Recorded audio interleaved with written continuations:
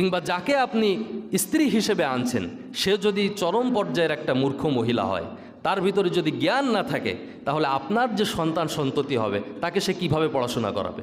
আজকে দেখা যায় আমাদের সমাজে একটা ট্র্যাডিশন শুরু হয়েছে, সেটা হচ্ছে মানে সন্তান এখনও স্কুলেও যায় নাই, ক্লাস 1-এও পড়ে না, ওই যে ছোটো ওয়ান নাকি বলে, কিন্ডার গার্ডেনে পড়ে, শিশু ওয়ান পড়ে, এই সময় থেকেই একজন টিচার নিয়োগ দিতে হবে, শিক্ষক নিয়োগ দিতে হবে, 3000 টাকা একজনকে মানে টাকা দিয়ে তারপরে তাকে বাড়িতে এনে পড়াচ্ছে।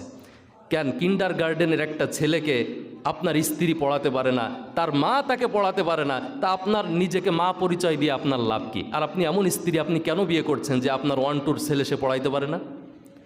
আপনি ইসলামের ইতিহাস দেখেন, বড় বড় ফকি মুহাদ্দিস তারা হাফেজ হয়েছে বাড়িতে বসে।